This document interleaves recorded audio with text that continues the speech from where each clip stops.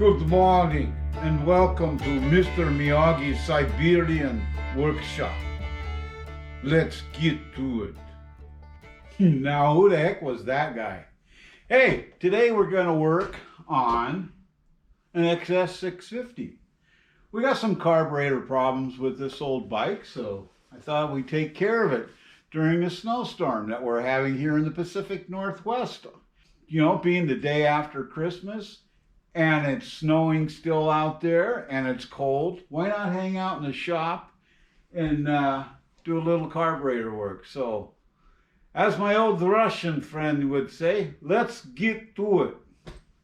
Okay, now this is going to be a little different than a lot of you other guys' bikes, because this is a custom frame, and it's set up a little different, but not too different.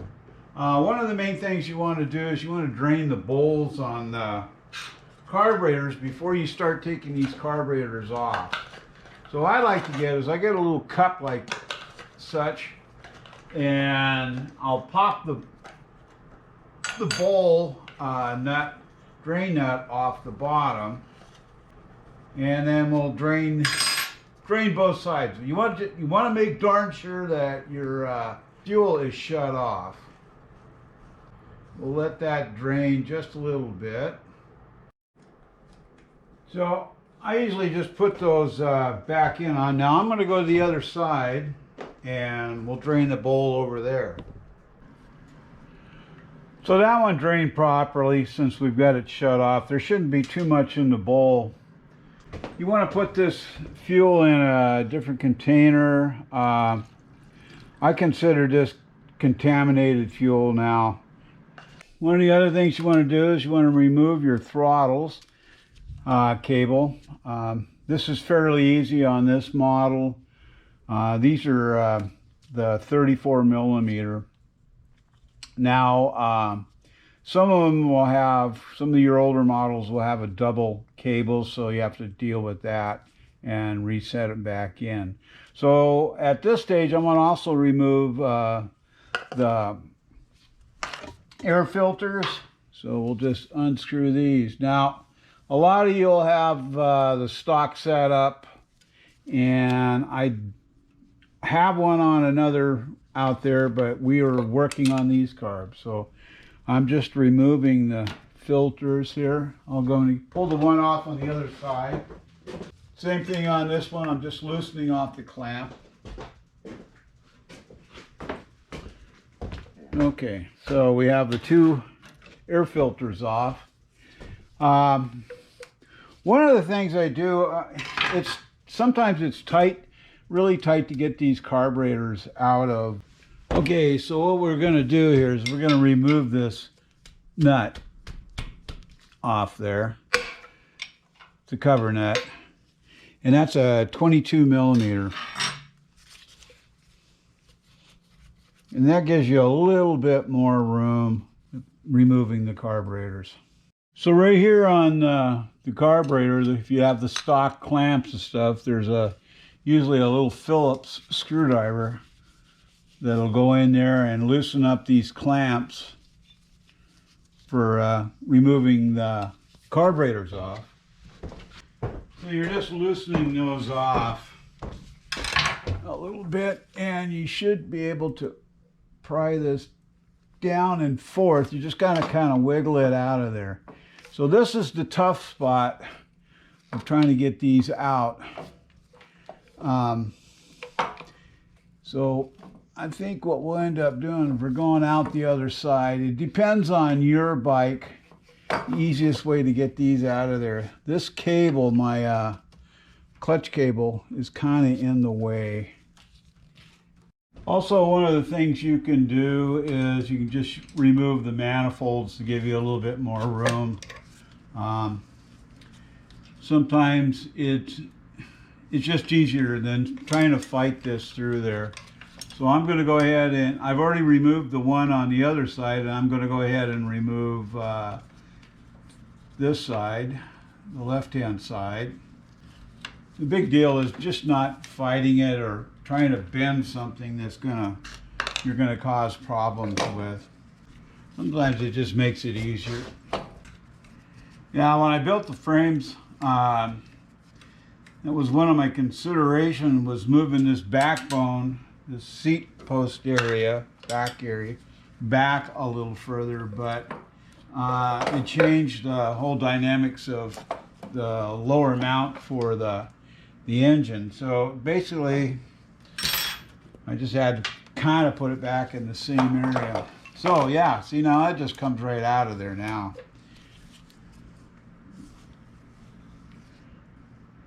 Looks pretty good, actually. So we're going to take these over, disassemble them, and clean them up. Alrighty, this is the next day because I had to go buy some more carb cleaner.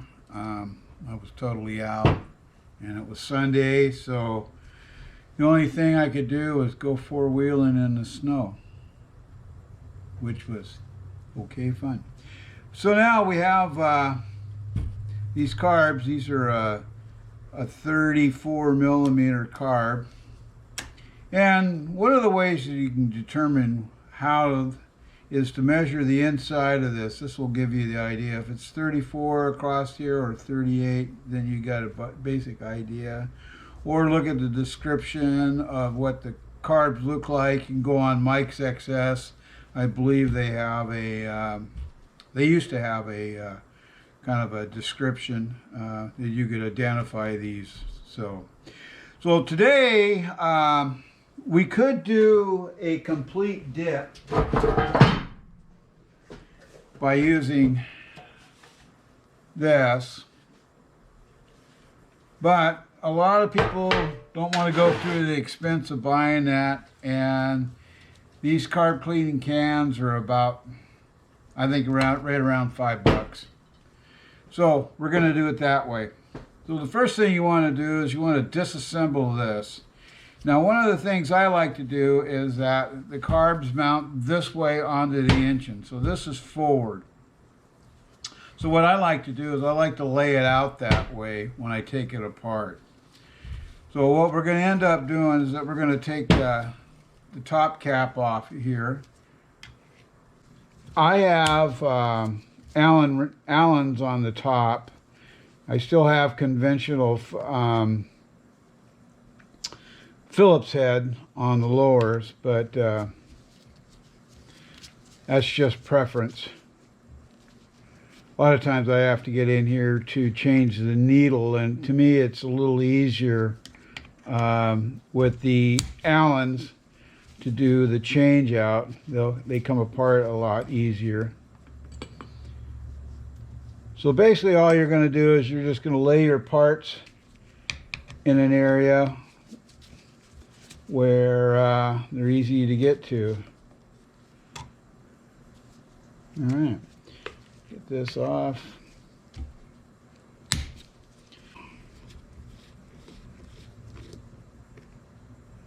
All right, so the center cap. This cap goes over here, this cap goes over there, and then these rise out. Pull your springs, and you can also do the look around with a light or hold them up to the light to see if there's any holes or anything in those. And I'll show you a test later on how to do this to tell whether if there is any leakage before, but these all look really good. And needles look clean. So, all right, yeah, that's good. So now we want to break this Enrichener off. That's fairly easy. Just loosen the screws off on the back side. And what we're going to do is we're going to pull this rod out. So these little catches will come off. Now what's going to be in behind here on these 34s, you want to put your finger right where I have my finger, because there's a small ball bearing. See that? Small, which I keep dropping. Small ball bearing, and there's a little bitty spring in there. A lot of people don't know that. And what that does is that activates as a detent. See the little spring here too? And the ball bearing. Don't lose those. Because what that does is that there is, when you open this up, there's the regular detents for holding, where did I do with it? These in place, the little that activate the Enricheners. But on the back side, you have 3 positions here.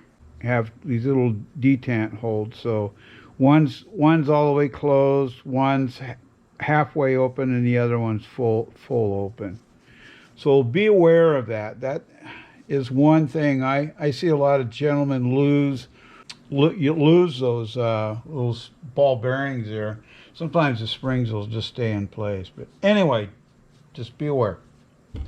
So the next thing we'd want to do here is that we're going to want to disassemble the big bar that goes across the back. Now note the way that it goes on. The angle is towards the bowl. So you want to be aware of that when you're putting this all back together again. So basically we're going to put all of these little pieces that hold everything down. And what I'm using here is just this is an old shower mat. These things work pretty good. You can buy them at like one of the Goodwill places or a thrift store or something. Or just don't steal your wife's unless she gives it to you. Now these were this one, well, I have several these that are wore out from the use, but they're plenty good for what I use them for. All right, that's off there. Now this is also held together by this little mechanism right here. And we have this little cross tube that has little O-rings in it. So usually what I'll do is I'll pull these apart, twist this a little bit, and pull that out. There's little O-rings right on the end of that. Although this one, oh yeah, this style here is just a tight fit in there. It seals on itself. Now sometimes these will be cracked, and what I've done is I've used some little epoxy to plug up that hole, any holes or crackage on there. It's not leaking yet, so anyway. So here we go. Another thing we'd want to do is we want to pull these bottoms off, the bowls. Now I usually just tap them a little bit to loosen up that gasket screws. Now you can see down inside there was a little bit of stuff in there. We're going to remove the float because we don't want to damage that.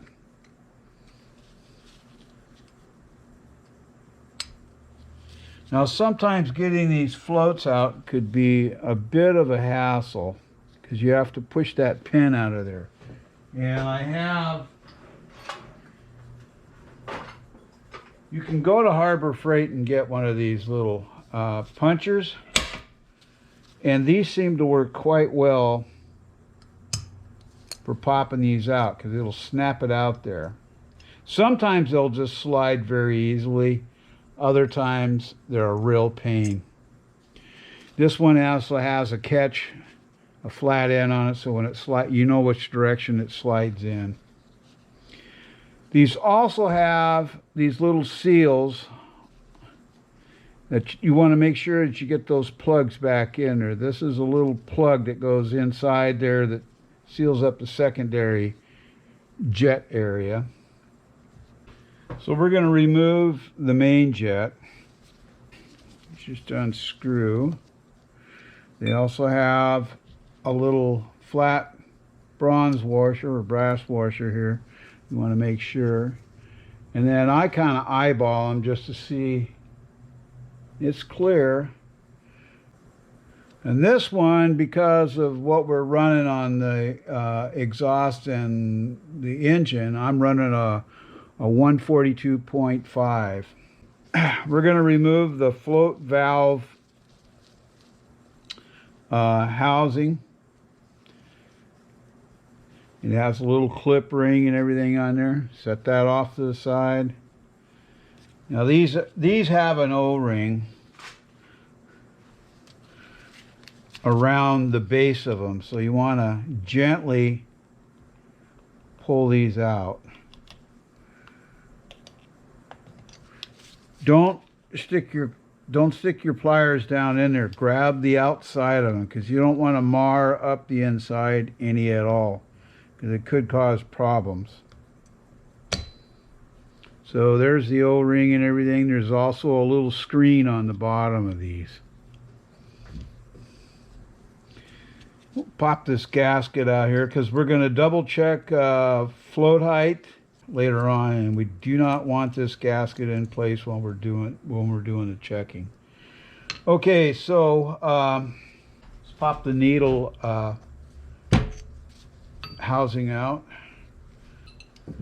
All right.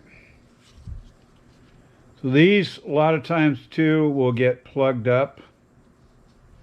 So that's why you want to pull this totally out and double check everything, because you're going to clean a lot of these orifices and stuff. This also has a jet one, intake jet for the air. So you'll want to remove that, because we're going to blow through all of these. I have to get my magnifying glass out to see what that one is. Another thing you might want to take out too is this needle valve in the back here. Now what I like to do is I like to screw it in and count the turns, and then I know what this basically is when I put it back together again. So we're going to mark a little spot right here. So I'm going to line that up with the slots. Okay, so I'm going to screw it clockwise in. Half turn, one full turn, one half turn, so a turn and a half, two turns, two and a half, and that's about 2 3/4 turn on this.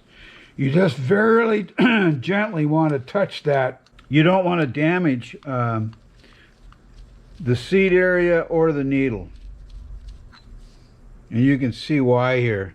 They have a very delicate tip on these, and they can get bent if you're being rude to them or whatever, and they have a spring. Now this has been rebuilt in the past, so we're going to reuse everything that we have here. Let me just see. Some of these actually have a little flat washer with yep, there's a little flat washer with a little bitty O-ring. So what I got here is just a little piece of really thin wire. I can go down and scoop that out. That little bitty O-ring right there. So you have that little bitty O-ring and a flat washer. Very careful with this stuff. Don't lose it, don't break them. Now on a rebuild kit, you would probably get that, hopefully.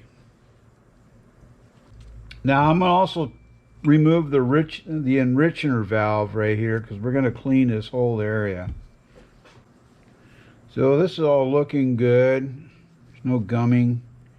The cylinder down inside looks good. Now we're not going to pull the whole mechanism apart, because that gets into a little other difficulties and stuff, especially if somebody's never done that before. So the basic thing is we're just going to clean this and the bowl, because there are inserts in here that we need to clean. There's a little passageway that goes from here down through and up here where the fluid gets sucked up. So that one. So we're going to repeat that on this next one, do the breakdown.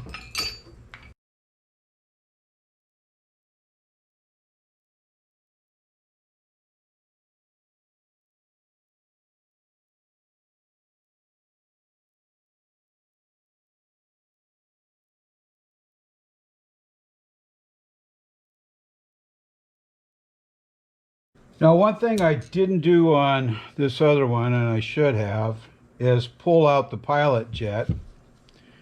And that's just reached down inside there. That's underneath that rubber plug.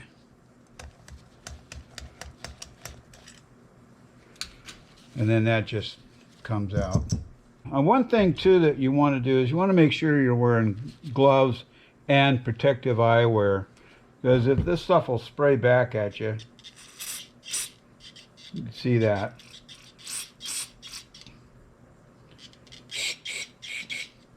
And I'm just going to go through in all these orifices, blow a little cleaner through there.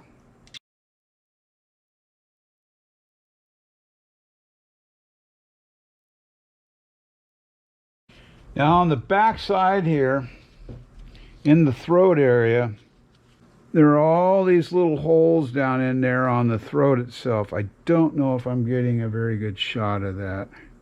But down inside here, there's this one for the needle valve, and then there's the 3 other ones that are in there.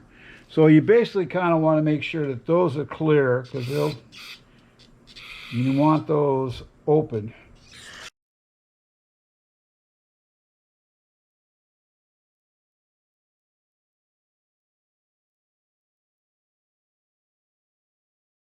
So I'm going to spray this down here. You can see, if I can get this in the right spot here.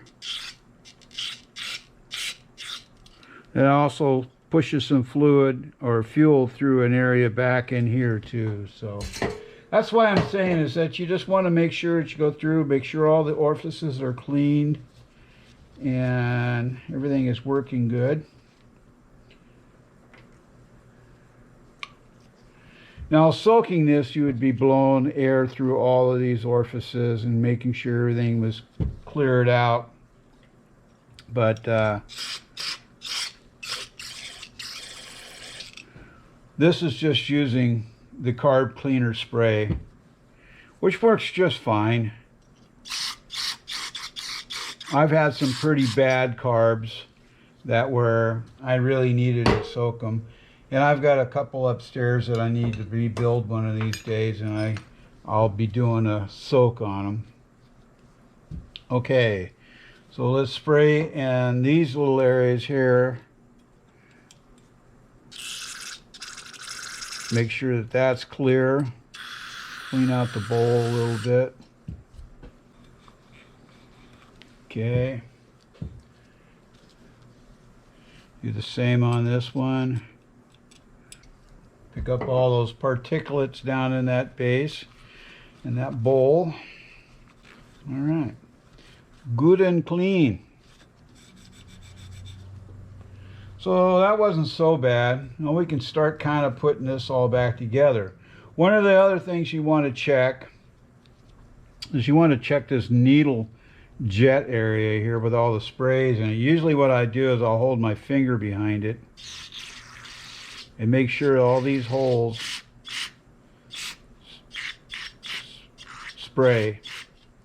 So we got one here that's not, this one right here is not having any spray come out of it. So, one other little tool that you can get, you can go to the welding shop or Harbor Freight or Hardware, may have these little for cleaning cutting torch tips. They work great for cleaning that out, so you can just go straight through. Don't force them. Basically all you're going to do is just going to make sure that everything is clear.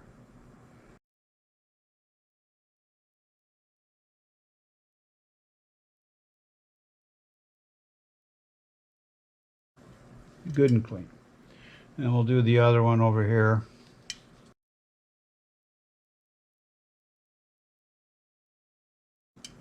A lot of people will forget to check this for the needle. And they're easy enough to pull out. You're just pushing them out this way and putting them back in. You do want to line up, there's a little divot right there. You do want to line it up with this. So as you're putting it together, you want to pay attention to that. All right.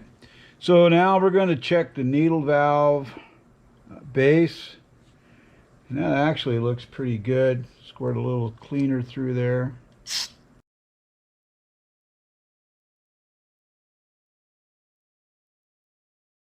And then I want to look at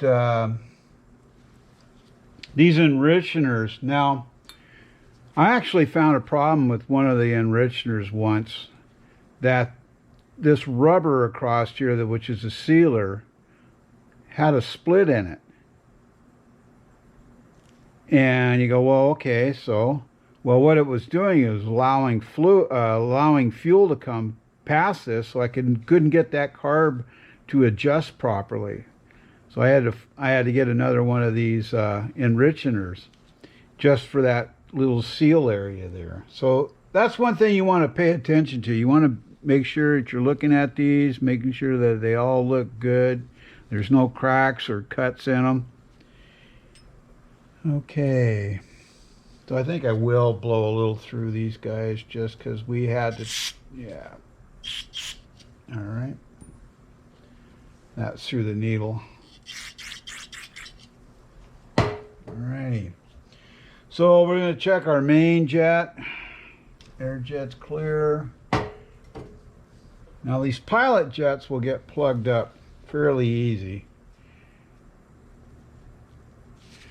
And you can see that, you know, they have little dispersing holes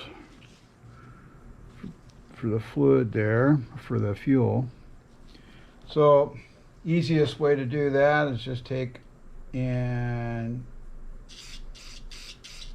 shoot some cleaner down in there. You can also take your little rod here and go through these holes just to make sure that they're clear. Sometimes what will happen is that you'll get particles stuck in there, and it affects the way the bike runs, especially for tuning on the intermediate or pilot jet here. And then there's a real tiny hole in the base there. And that works really well. Okay, let's do the other one.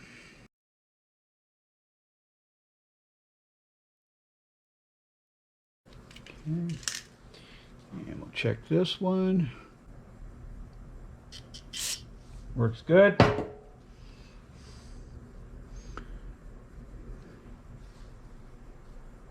Main jet looks good. Even the air jet looks excellent. Okay. So the next stage, let's put this back together. Okay. Let's start by putting the needle valve back into place. Grab the little screw, tighten it down. Okay, one thing I did do is I wrote down what my jetting is. So on this, it's like the pilot is a 42.5. The air intake one is a 35, and the main is a 142.5. So it's always kind of nice to have that on record of what you've got going on here. You might even want to look at what your needle valve jet is. Clean this up here. A little bit of fine steel wool will help clean that up, and a magnifying glass, and that's a 27 on that. So anyway, let's get back to this here. So for putting this needle jet in, drop it in from above. Oop. Which can be fun. Sometimes you can take like a small pointed punch and then push it up in there. But like I said, you want to remember that when you're putting this together, is that you want to line up. See what's happening here. You want to line up this little tit right here, or a little indicator, so that it goes and it slides in on that unit. So sometimes you just got to play with them a little bit so that I can turn that and slide that on.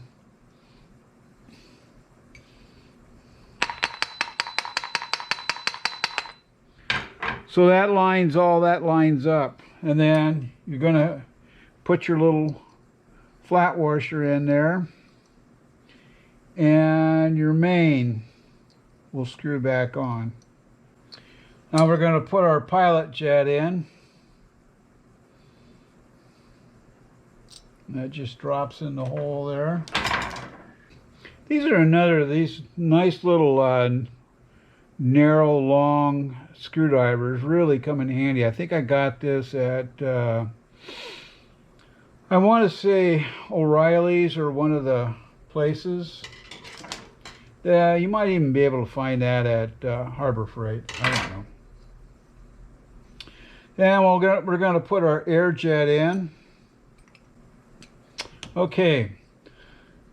While we're doing our jets, we're going to drop in the little, for the needle jet back here, I'm going to drop in that little O-ring, and then we're going to drop the little flat washer in. Got to make sure that everything lays in there flat, and do not force it. So now we're going to drop the needle valve back down into place. And you want to inspect this to make sure that this little needle that comes out on the end here, the little hit, is straight. So we're going to put that back down in there.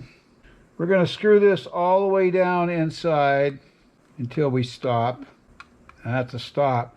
So I'm going to back this out 1.5 turns just to have a basic start.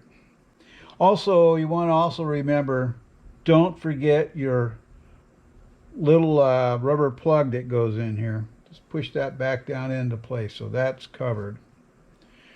And I guess we can also at this time put in the Enrichener. So basically what we're doing is we're putting all the parts that we took out back into place. So, and we'll move to this Enrichener and put it in. Another thing too is that when you're, I've already inspected the other one here, but you want to look down inside here. See if I can get a light on that. Down inside there, that little surface down in there where this Enrichener touches, you want to make sure that it's not scarred up too. Because if it lets in fuel, then that means you're going to be running too rich. And it's going to be a hard one to figure out. I have in the past found those a little bit scarred up. What I have is I've used one of these old plungers and made a small little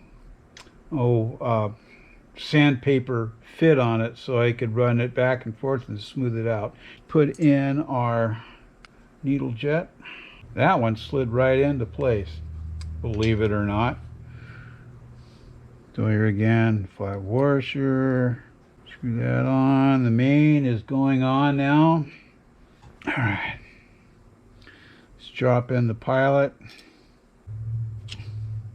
Okay, let's do the air jet. We're going to do the O-ring in for the needle. Just there. A little bit of flat washer in there. Okay. Push that down in place very carefully.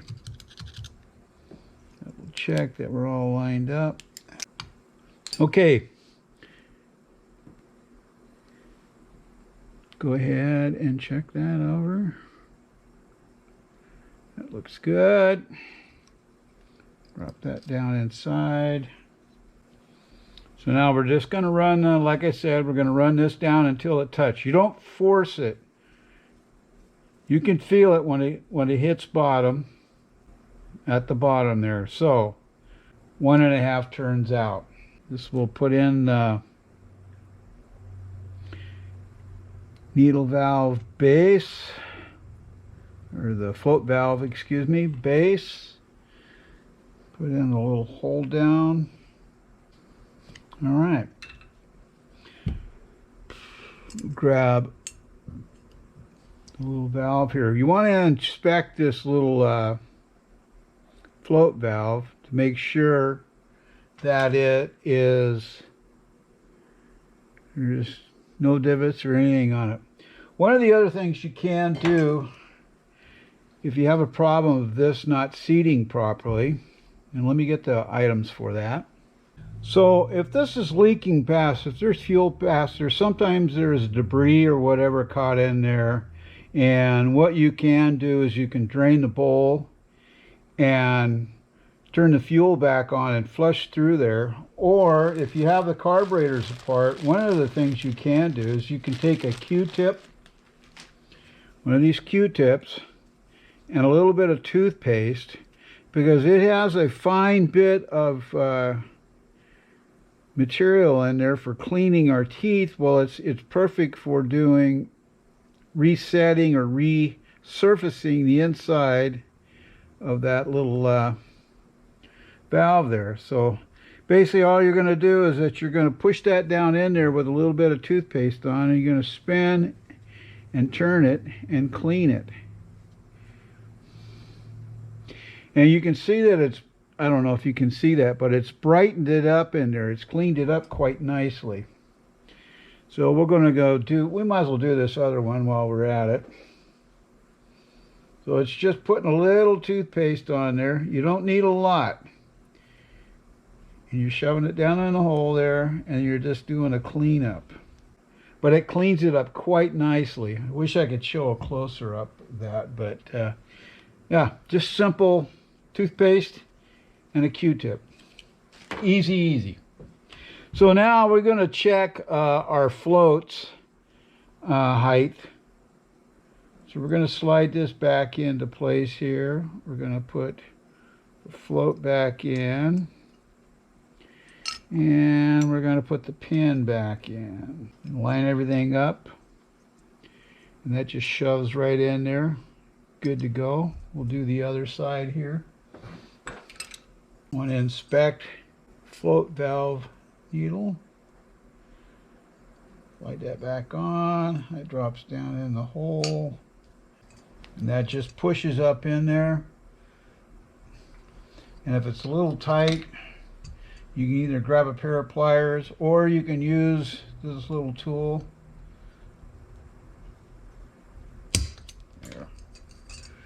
So you also want to double check to see how easily these move. So now what we're going to do is we're going to check the height of these floats. Okay, I have this little measuring device here. This is in standard, but the book calls for these to be set at 27.3 millimeters plus or minus. And the best way you want to do is, you definitely don't want the gasket on. You want to measure from this base right here to the top there. And it looks like that one is pretty darn close. We're going to end up, that's another thing too, is these, you want to make these sure that these floats, you got to bend them a little bit, but be very, very careful. So we're measuring that from the base as best we can. Okay, that looks good.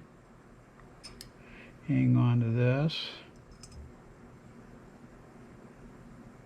Didn't take much. All right, so that carburetor there is good. So let's check this one. That's a little low.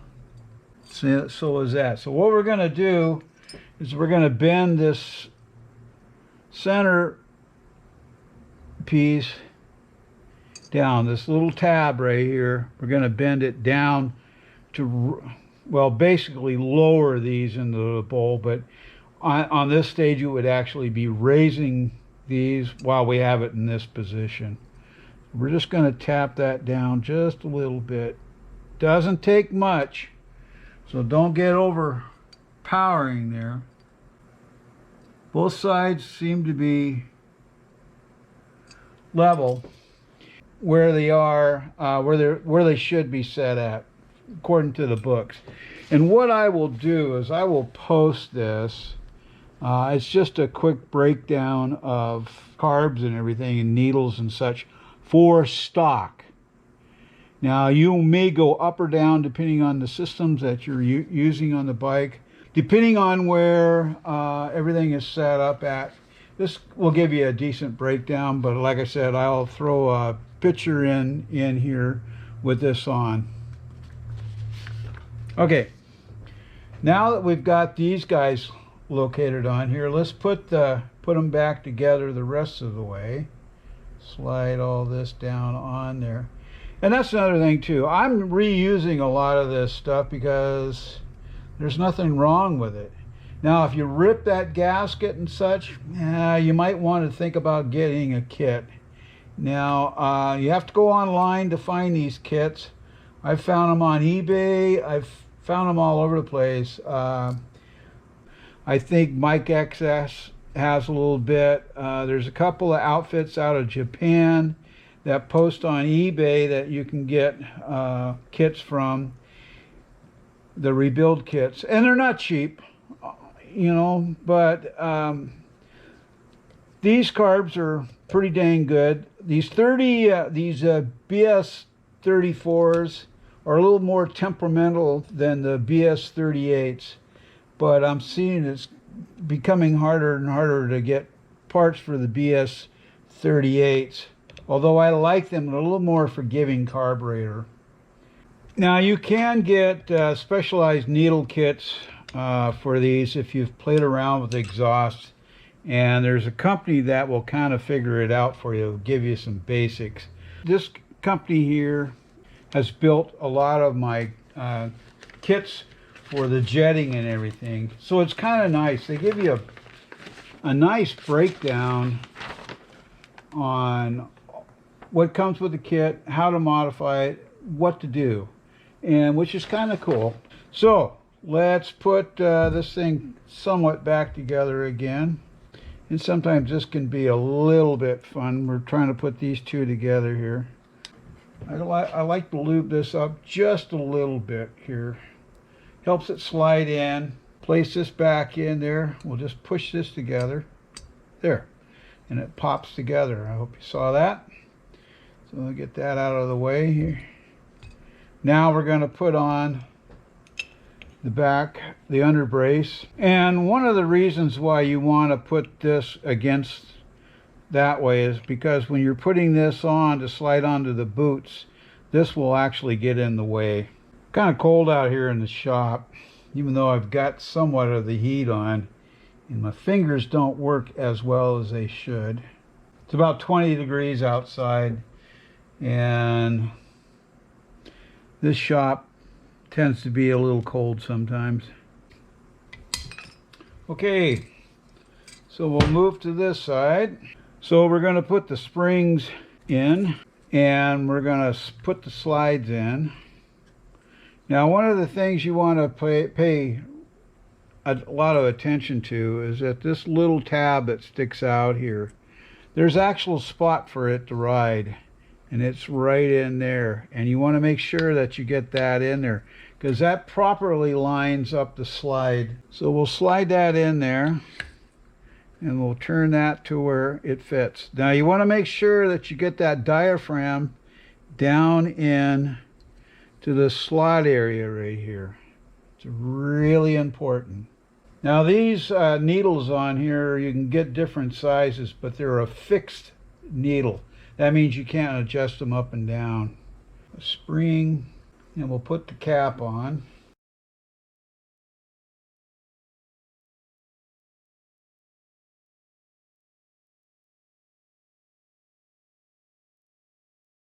Also, you want to make sure when you put this bracket on that the big end is towards the engine.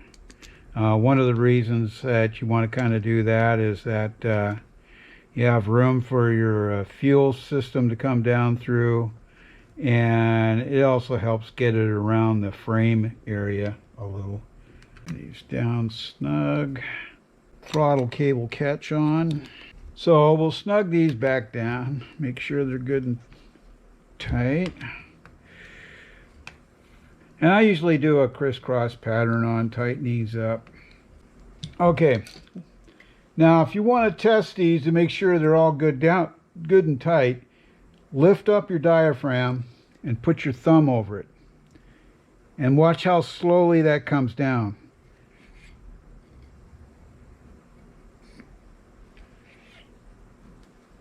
I don't know if you can see that.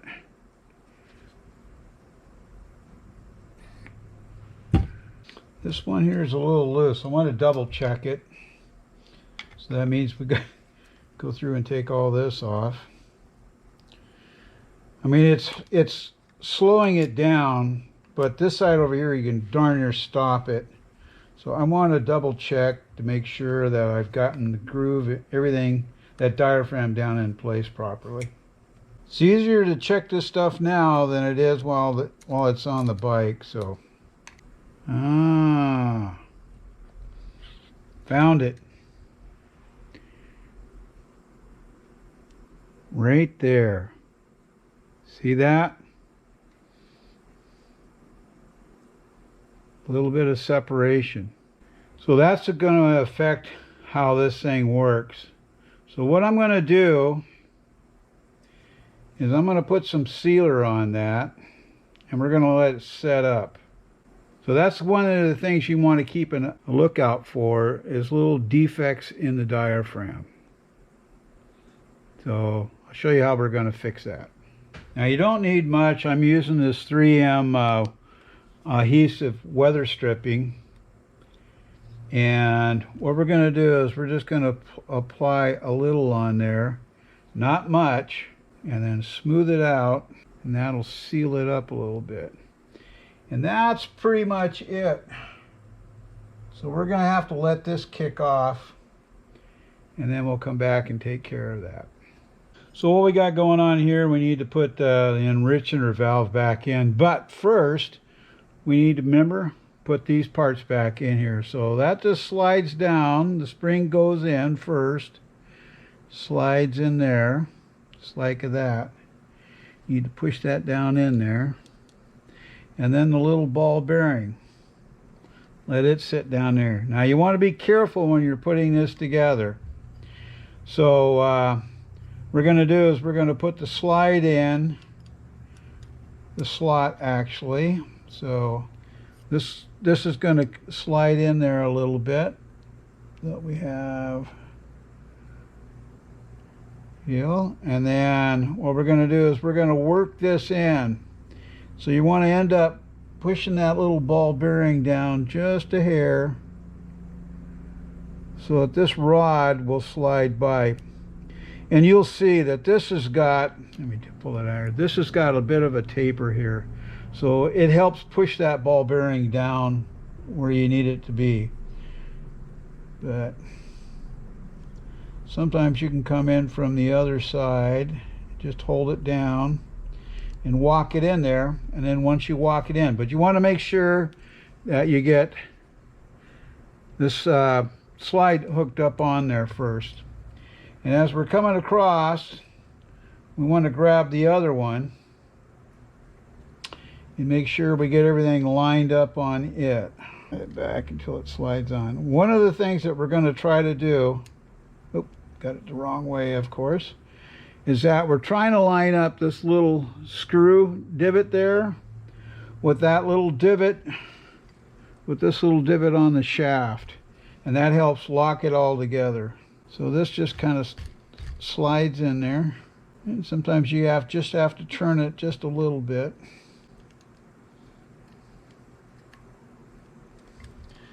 You want to feel these to make sure that they're in that divot area. Snug it, snug it. So now we're going to pull it out. That would be full enrich or choke.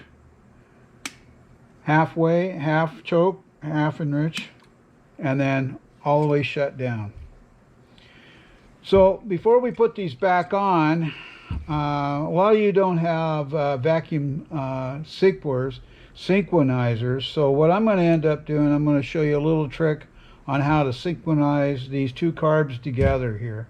Okay, so what we're trying to do is we're trying to get both of these butterflies equal, so that they're both sucking the right amount of air and fuel mixture. So what you can do is, well, I've made up these out of a piece of welding rod that I had. Now you can use anything as long as they're equal, a coat hanger, pieces of coat hanger or whatever, couple little nails that are the same.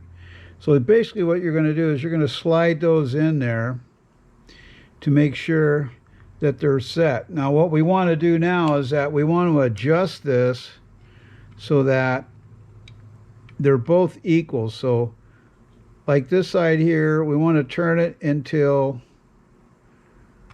we don't want too much pressure again, we want to turn it till you can just pull that through there. You can feel it, be like a feeler gauge in a sense. So we're going to keep screwing this in until we get a nice easy feel here.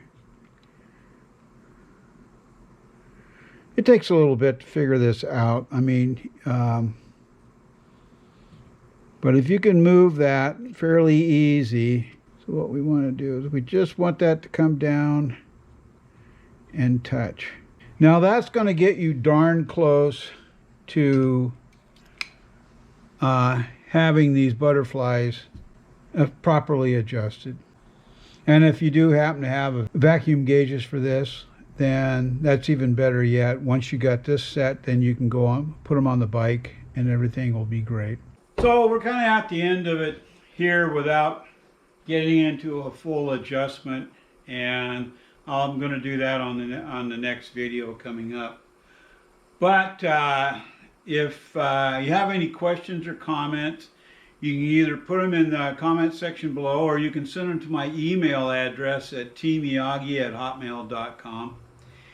And if you've liked this episode, please like, share, and subscribe. And don't forget that ringy-dingy button for the next upcoming episode. So this is Mr. Miyagi saying, be safe out there. Hope to see you on the road. Ciao.